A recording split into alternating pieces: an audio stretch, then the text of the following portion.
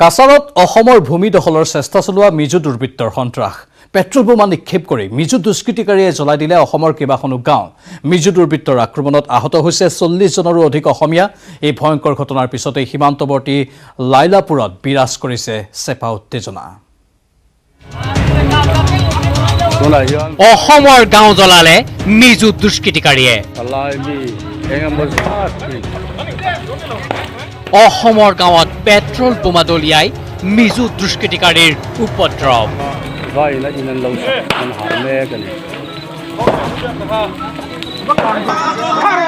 কাছাৰৰ অসম মিজোৰাম সীমান্তৰ লাইলাপুৰত প্ৰৱেশ কৰি অসমৰ ভূমি দখলৰ চেষ্টা মিজু দুষ্কৃতিকাৰীৰ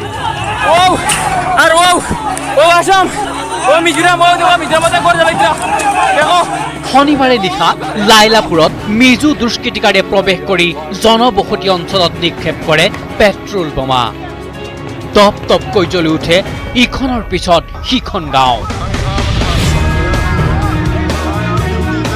মিজু দুষ্কৃতিকাৰীৰ আক্ৰমণত আহত হয় 40 জনতকৈও অধিক অসমীয়া লোক অতি সংকটজনক অৱস্থাত এজনক ভৰ্তি কৰোৱা হয় শিলচৰ চিকিৎসা মহাবিদ্যালয় হস্পিটেলত কেৱল সেয়াই নহয় মিজু দুৰ্বৃত্তই অসমৰ ভূমিত জ্বলাই দিয়ে কেইবাখনো ট্ৰাক আবদ্ধ কৰি ৰাখে শ শ মালবাহী ট্ৰাক মিজুৰ উপদ্ৰৱৰ পিছতে কেইবাখনো গাঁৱৰ লোক ওলাই আহি খেদি পঠায় মিজু দুষ্কৃতিকাৰীৰ দলটোক শনিবাৰে দিনতে আৰম্ভ হৈছিল মিজু অসমীয়াৰ সংঘাত অসমৰ ভূমিত মিজু দুষ্কৃতিকাৰীয়ে প্ৰৱেশ কৰি আক্ৰমণ চলাইছিল অসমীয়াৰ ওপৰত হাতে হাতে দা লৈ অসমৰ গাঁৱৰ পৰাই অসমীয়াক খেদি পঠায় মিজু দুৰ্বৃত্তই মিজুৰ আক্ৰমণত ঘৰ এৰি পলোৱা লোকসকলে খবৰ দিয়ে আৰক্ষীক কিন্তু অসম আৰক্ষীৰ উপস্থিতিতো উপদ্ৰৱ চলাই যায় মিজু দুষ্কৃতিকাৰীয়ে অৱশেষত আৰক্ষীৰ সহযোগত দিনত মিজু দুৰ্বৃত্তৰ দলটোক খেদি পঠোৱা হৈছিল যদিও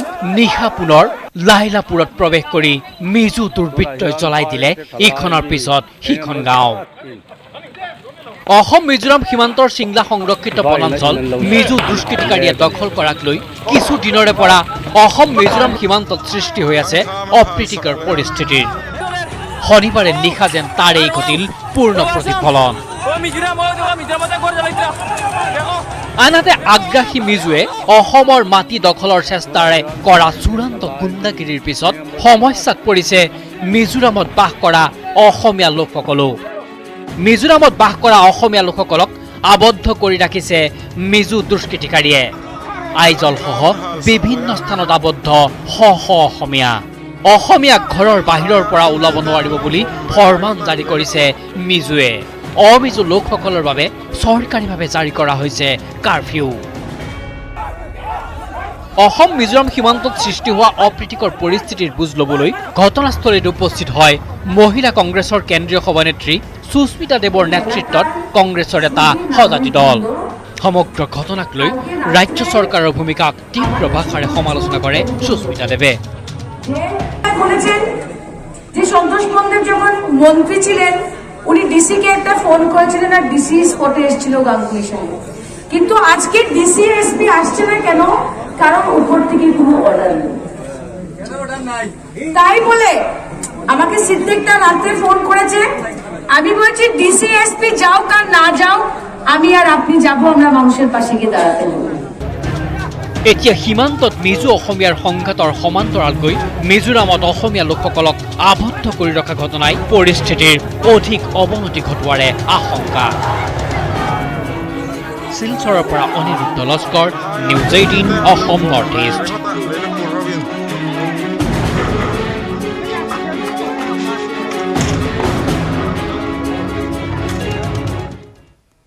এতিয়াও অসম মিজোৰাম সীমান্তত উত্তেজনা অব্যাহত আছে অসমৰ ভূমি পুনৰ বেদখলৰ চেষ্টা কৰিছে মিজু দুষ্কৃতিকাৰীয়ে মিজু আৰক্ষীক লগত লৈ আগবাঢ়িছে মিজু দুষ্কৃতিকাৰী সীমান্তত অৱস্থান কৰিছে হি মিজু দুষ্কৃতিকাৰীয়ে শেহতীয়া কিছু খবৰ সন্মুখলৈ আহিছে এতিয়াও অসম মিজোৰাম সীমান্তত উত্তেজনা অব্যাহত আছে অসমৰ ভূমি পুনৰ বেদখলৰ চেষ্টা কৰিছে মিজু দুষ্কৃতিকাৰীয়ে মিজু আৰক্ষীক লগত লৈ আগবাঢ়িছে মিজু দুষ্কৃতিকাৰী সীমান্তত অৱস্থান কৰিছে হি মিজু দুষ্কৃতিকাৰীয়ে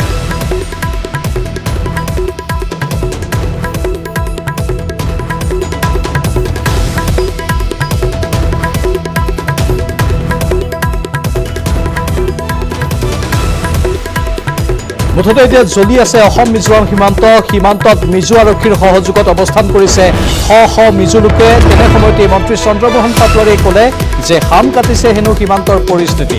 অসম মিজোৰাম সীমান্তত থকা অসমীয়া মানুহৰ সুৰক্ষাৰ বাবে মুখ্যমন্ত্ৰীয়ে নিৰ্দেশ দিছে জিলা প্ৰশাসনক। অসম মিজোৰাম, অসম মেঘালয়, অসম অৰুণাচল আদি সীমান্তৰ সমস্যা দীৰ্ঘদিনীয়া। এই সীমান্তৰ সমস্যা সমাধানৰ ক্ষেত্ৰত চৰকাৰে আলোচনাৰ প্ৰক্ৰিয়া চলাই থকা বুলিও মন্তব্য প্ৰকাশ কৰে চন্দ্ৰমোহন পাটোৱাৰীয়ে। এই হিচাপত চৰকাৰে সম্পূৰ্ণ ব্যৱস্থা লৈছে। মাননীয় মুখ্যমন্ত্ৰীয়ে এই সম্পৰ্কত ইতিমধ্যে আমাৰ পুলিচক নিৰ্দেশ দিছে, জিলা প্ৰশাসনক নিৰ্দেশ দিছে। গতিকে এই সম্পৰ্কত আমাৰ যিখিনি অসমৰ সীমান্তৱৰ্তী লোক তেওঁলোকক যাতে সম্পূৰ্ণৰূপে সুৰক্ষিত হ'ব পাৰে তাৰ কাৰণে মাননীয় মুখ্যমন্ত্ৰীয়ে ইতিমধ্যে নিৰ্দেশ দিছে। এইটো আজিৰ সমস্যা নহয়।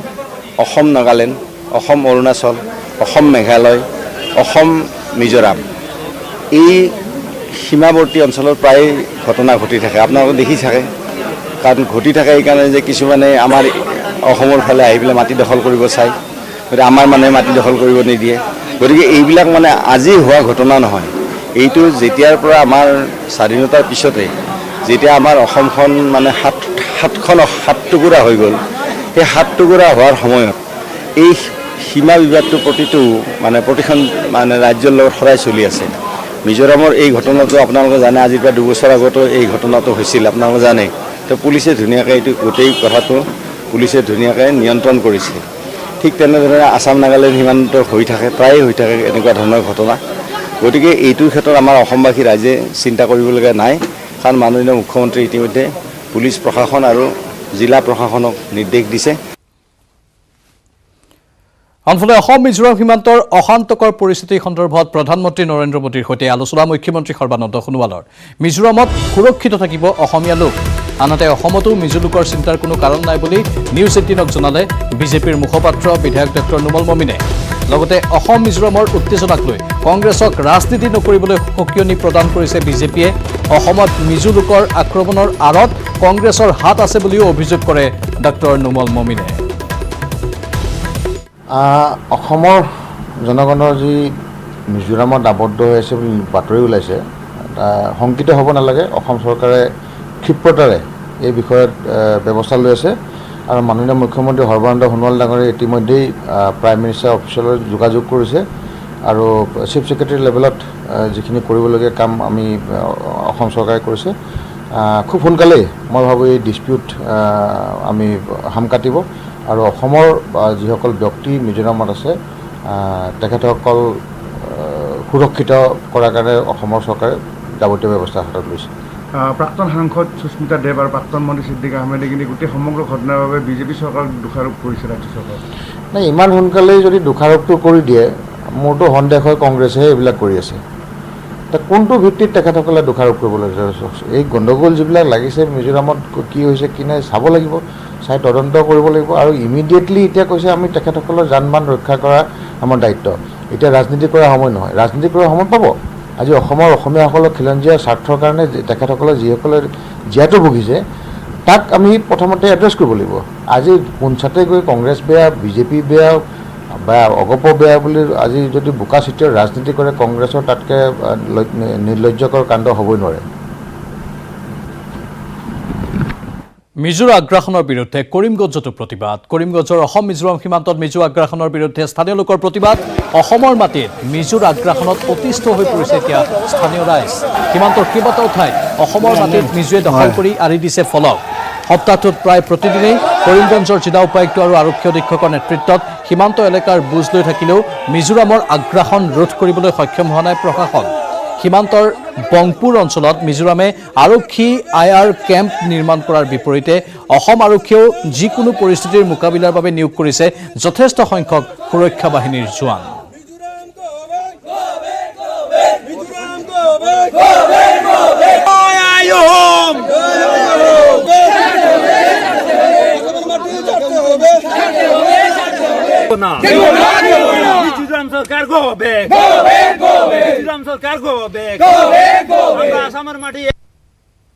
সেইটো পাব্লিক যান বাহনীটোতো আগৰ পৰা লকডাউন আছে, এতিয়া সেইটো কথা নহয়তো। এতিয়াতো আমাৰ যিটো ষ্টেট লেভেলৰ যিটো বৰ্ডাৰ আছে সেই বৰ্ডাৰৰ অসুবিধা এতিয়া আমাৰ মানে ৰনপুৰ ছাইডত পূৰা মানে সিহঁতে পূৰা ঠেলি কিনে আহি আছে আমাৰ মিজোবিলাকে আৰু মেডলিত ঠেলি আছে আৰু এইফালে ক'ৰবাত ভৈৰৱী ছাইডত ঠেলি আছে আমাৰ ফালে ঢেৰ মানে কেইটামান কিলোমিটাৰ আহি কিনে মানে এইবাৰ এডভান্স কৰিছে সেইকাৰণে আমি নামানো। মিজোরাম থেকে আসিয়া আমাদের এই এখানকার সেগুন লাকড়ি বিভিন্ন মূল্যবান সামগ্রীগুলা তারা বেদখলভাবে মানে এখানে হুমকি দেখাইয়া নিয়ে যায়। তাই আমরা সবাই মিলে একটা এই চিন্তাভাবনা নিছি, যদি প্রশাসনের দ্বারা আইনতভাবে সমস্যার সমাধান না হয় তাহলে আমরা পাবলিকের তরফ থেকে আমরা আন্দোলন করতে বাধ্য হইব, এটাই আমাদের অভিযোগ।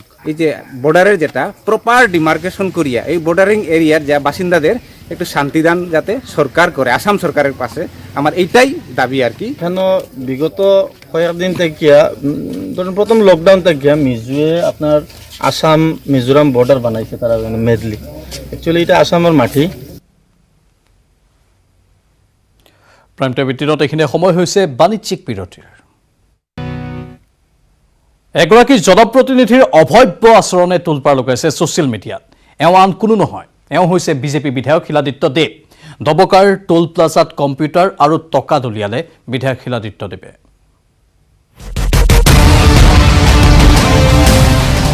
টোলগেটত বিধায়কৰ তাণ্ডৱ। মন কৰক এই টোলগেটটোলৈ ভিতৰত প্ৰৱেশ কৰিছে এজন বিধায়কে। ভালকৈ মন কৰিলে আপুনি চিনি পাব এই বিধায়কজন আন কোনো নহয়, হোজাই সমষ্টিৰ বিজেপি বিধায়ক শিলাদিত্য দেৱ।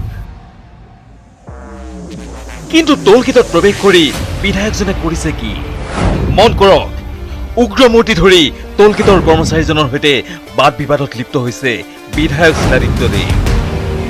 ইয়াৰ পিছত টেবুলত পৰি থকা ধনখিনি একগোট কৰি পিছত পুনৰ একাষৰীয়াকৈ নিক্ষেপ কৰিছে বিধায়কগৰাকীয়ে। আৰু তাৰ পিছতেই কৰ্মচাৰীজনক ধমক দি বুথটোৰ পৰা বাহিৰলৈ ওলাই আহিছে এইজন বিধায়ক। এই ভিডিঅ'টো কোনটো টোলগেটৰ সেয়া জানিব পৰা হোৱা নাই, কিন্তু ভিডিঅ'টোত স্পষ্টকৈ 31 মে 2020 বুলি লিখা হৈছে। কিন্তু কি পৰিস্থিতিত এইদৰে টোলগেটত তাণ্ডৱ চলালে বিধায়ক শিলাদিত্য দেৱে, সেয়া এই মুহূৰ্তলৈকে পোহৰলৈ অহা নাই। এই ভিডিঅ' কেৱল ছ'চিয়েল মিডিয়াতহে ভাইৰেল হৈছে, সেইবাবে প্ৰকাশ পোৱা নাই বিধায়কগৰাকীৰ প্ৰতিক্ৰিয়াও। ৰাজ্যৰ বিভিন্ন প্ৰান্তত কাঠফুলাৰ দৰে যধেমধে টোলগেট স্থাপন হোৱাক লৈ প্ৰতিক্ৰিয়া অব্যাহত আছে ৰাজ্যবাসীৰ মাজত। টোলগেটৰ নামত চৰকাৰে হাৰাশাস্তি কৰাৰো অভিযোগ উঠিছে। সেই সময়তেই শাসকীয় দলৰে এজন বিধায়কে এইদৰে টোলগেটৰ ভিতৰত সোমাই কিহৰ বাবে তৰ্কাতৰ্কিত লিপ্ত হ'ল সেই কথা জানিবলৈ উৎসুক হৈ পৰিছে ৰাজ্যবাসী। হোজাইৰ পৰা Pranab Sarma, news 18 Assam north east.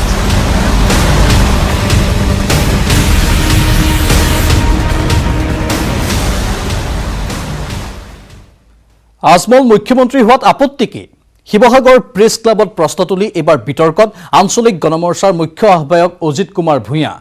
Imran Shah, Syed Abdul মালিকক সমান শাৰীত থৈ আজমলক মুখ্যমন্ত্ৰী পতাৰ পৃষ্ঠপোষকতা ৰাজ্যসভাৰ সাংসদ অজিত কুমাৰ ভূঞাৰ।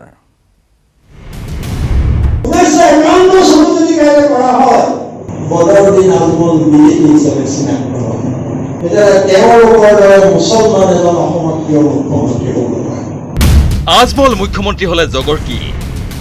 এয়া ৰিপুণ দেৱব্ৰতৰ প্ৰশ্ন নহয়, এই প্ৰশ্ন ৰাজ্যসভাৰ সাংসদ তথা আঞ্চলিক গণমৰ্চাৰ মুখ্য আহ্বায়ক অজিত কুমাৰ ভূঞাৰ।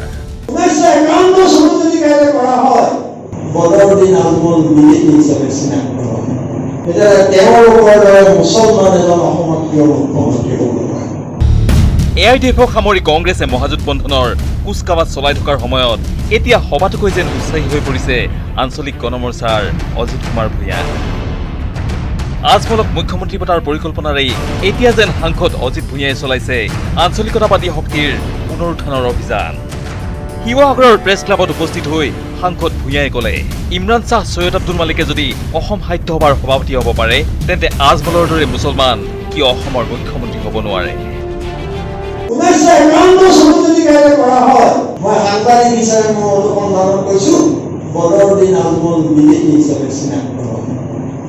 51 চন যদি ভিত্তি কৰিব, আমি য'ত মই কৈছো যে ইমৰান শ্বাহ, আব্দুল মালিক এইবাৰ সাহিত্য সভাৰ যদি সভাপতি হ'ব পাৰে তেতিয়াহ'লে তেওঁলোকৰ দৰে মুছলমান এজন অসমত কিয় মুখ্যমন্ত্ৰী হ'ব নোৱাৰে? বিজেপিয়ে সাম্প্ৰদায়িক উচতনি যোগোৱাৰ অভিযোগ তুলি ইয়াৰ পৰিণামত অচিৰেই সাম্প্ৰদায়িক সংঘাত হোৱাৰ সম্ভাৱনাও ব্যক্ত কৰিলে অজিত ভূঞাই। তেওঁলোকৰ কাম কাজত তেওঁলোকে ইমান প্ৰভকেটিভ প্ৰৰোচনামূলক কথা বতৰা কৈছে, ইমান সংবিধানৰ নামত শপত খোৱা মন্ত্ৰীয়ে যেতিয়া সাম্প্ৰদায়িক উচতনি দিছে, তেতিয়াহ'লে অহা দিনবোৰত সাম্প্ৰদায়িক সংঘৰ্ষৰ যথেষ্ট অৱকাশ আছে বুলি মই ভাবোঁ। পিছে আন যিয়েই নহওক, আজমলক মুখ্যমন্ত্ৰীৰ আসনত বহুৱাৰ প্ৰশ্নই বিভিন্ন মহলত সৃষ্টি কৰিছে প্ৰতিক্ৰিয়াৰ। বিজেপি নেতা জয়ন্ত মল্ল বৰুৱাই ক'লে, অজিত ভূঞাই ৰাজনৈতিকভাৱে প্ৰতিষ্ঠিত হ'বলৈকে কৰিছিল কা আন্দোলন।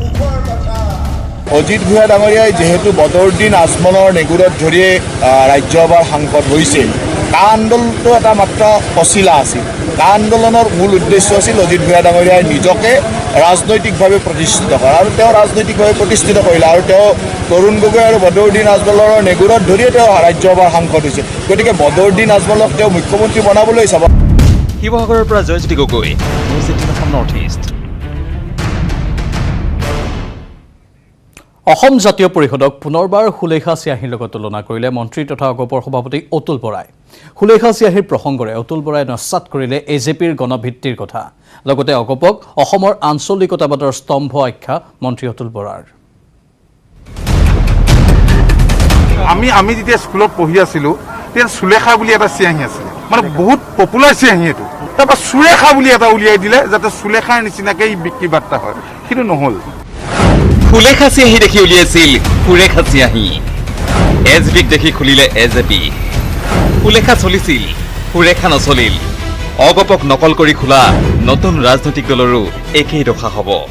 সুলেখাক দেখি আকৌ সুৰেখা উলিয়াই দিলে, ভাবিছিলে সুলেখাৰ নিচিনাকৈ চলিব, সুৰেখা নচলিলে। আৰু সেই নতুন যিবিলাক দল হৈছে সেইবিলাকৰ অৱস্থা তেনেকুৱাই হ'ব। আৰু বেছি কৈ থকাৰ প্ৰয়োজন নাই, কৈনো কিয় প্ৰচাৰ চলাম। ৰাজ্যত মূৰ দাঙি উঠা নতুন আঞ্চলিকতাবাদী দলক লৈ এই মন্তব্য অগপ সভাপতি অতুল বৰাৰ। আমি যেতিয়া স্কুলত পঢ়ি আছিলোঁ, তেতিয়া সুলেখা বুলি এটা চিয়াহী আছিলে, মানে বহুত পপুলাৰ চিয়াহী এইটো। তাৰপৰা সুৰেখা বুলি এটা উলিয়াই দিলে যাতে সুলেখাৰ নিচিনাকৈ ই বিক্ৰী বাৰ্তা হয়। পিছে এতিয়া সুলেখাও নাই, সুৰেখাও নাই। কালৰ বুকুত একোৱেই নিটিকিল। অগপৰ সভাপতিয়ে অধুনালুপ্ত চিয়াহীৰ ব্ৰেণ্ডৰ উদাহৰণ দি নিজেই বুজাই দিছে নেকি দলটোৰ গণভিত্তিহীনতাৰ কথা। পিছে অতুল বৰাৰ দাবী, অগপ হেনো অসমত আঞ্চলিকতাবাদৰ স্তম্ভ। অসম গণ পৰিষদ দল অসমৰ মাটিত আঞ্চলিকতাবাদৰ স্তম্ভ। আৰু আমি যোৱা দিনকেইটাত ভাৰতীয় জনতা পাৰ্টীৰ লগ হৈ পেলাই চৰকাৰ গঠন কৰিছোঁ। আৰু যোৱা 4.5 বছৰত এই চৰকাৰখনে যিবিলাক কাম স্বাধীনতাৰ পিছৰ দশককেইটাত সম্ভৱ হোৱা নাছিল, সেয়া সম্ভৱ কৰিছে। পিছে ৰাজ্যৰ ইমূৰৰ পৰা সিমূৰলৈ আঞ্চলিকতাবাদী শক্তিক একগোট কৰাৰ অভিযান চলোৱা ৰাজ্যসভাৰ সাংসদ অজিত ভূঞাই ক'লে, হয় আঞ্চলিকতাবাদৰ বিকল্প নাই, কিন্তু অগপ হেনো বিজেপিৰ নেগুৰ। তেওঁলোক ইতিমধ্যে বিজেপিৰ নেগুৰত পৰিণত হৈছে। মুখ্যমন্ত্ৰী সোণোৱাল, মন্ত্ৰী হিমন্তৰ লগতে অগপৰ মন্ত্ৰী অতুল কেশৱকো দিল্লীৰ এজেণ্ট আখ্যা দিলে অজিত ভূঞাই।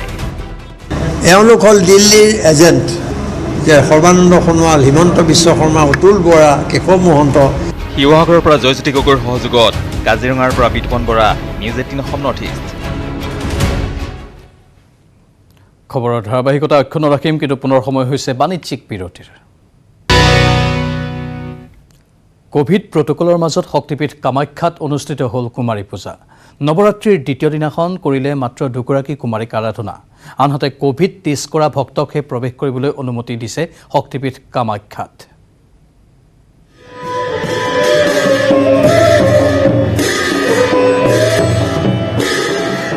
কোভিড প্ৰটকল মানে শক্তিপীঠ কামাখ্যা ধামত কুমাৰী পূজা। নৱৰাত্ৰিৰ দ্বিতীয়টো দিন, দুগৰাকী কুমাৰীক আৰাধনা কামাখ্যা ধামত। প্ৰতিপদ যোৱাকালি প্ৰতিপদৰ পূজা হ'ল, এনেকৈ নৱমীলৈকে পূজা চলি থাকিব। দশমীৰ দিনাখন বিসৰ্জন হ'ব। আমাৰ ইয়াত দুৰ্গা পূজা একপক্ষীয়া 16 দিনীয়া হয়। কামাখ্যা ধামত নিত্য পূজা, দেৱী পূজাৰ পাছতে নীলাচলত আৰম্ভ হয় কুমাৰী পূজা। অৱশ্যে এইবাৰো কুমাৰী পূজাত নাই কোনো জাক-জমকতা। কোভিড-19ৰ পৰিপ্ৰেক্ষিতত মাথোন কোভিড পৰীক্ষা কৰা ভক্তই প্ৰৱেশ কৰিব পাৰিব কামাখ্যাত। কোভিড পৰীক্ষা অবিহনে কোনো লোকে প্ৰৱেশ কৰিব নোৱাৰে কামাখ্যা ধামত, যাৰ বাবে পূৰ্বতকৈ সীমিত সংখ্যক ভক্তৰ সমাৱেশ এইবাৰৰ দেৱী পক্ষ পূজাত। আৰু চৰকাৰৰ ফালৰ পৰাও নামনি কামাখ্যাত এটা কেম্প বহুৱাইছে। তাত যিসকল দৰ্শনাৰ্থী আহে তেওঁলোকে ক'ভিড টেষ্ট কৰি পেলাই যদিহে নিগেটিভ থাকে তেওঁলোক দৰ্শনলৈকে আহে। গতিকে যিসকল আহিছে ইয়াতে তেওঁলোকক এখন কুপন দিয়া হৈছে। তেওঁলোকৰ নিগেটিভ চাৰ্টিফিকেটখন চোৱাৰ পিছত সেই কুপনখন লৈ তেওঁলোকে মন্দিৰৰ প্ৰাংগণলৈ ভিতৰলৈকে আহে। 11 অক্টোবৰৰ পৰা মুকলি হৈছে শক্তিপীঠ কামাখ্যা ধাম। মন্দিৰ মুকলিৰ সময়ৰ পৰা দৈনিক সমাগম ঘটিছে 200 পৰা 250 ভক্তৰ। কোভিড পৰীক্ষাৰ পাছতো চেনিটাইজ কৰি প্ৰৱেশ কৰিছে প্ৰতিগৰাকী ভক্ত। আমাৰ ফালৰ পৰা যথেষ্ট যত্ন লৈছোঁ যাতে সকলোৱে যাতে সামাজিক দূৰত্ব বজাই ৰখাৰ কাৰণে চেষ্টা কৰে আৰু মাস্ক পৰিধান কৰি থাকে। এনেদৰে নৱমীৰ দিনটোলৈ প্ৰতিদিনে শক্তিপীঠত চলিব কুমাৰী পূজা। নৱমীৰ দিনা মুঠ 9 গৰাকী কুমাৰীৰ পূজা অৰ্চনা সম্পন্ন হ'ব। কেমেৰাত প্ৰভাসৰ সহযোগত বলেন Bhattacharya, news 18 Assam north east.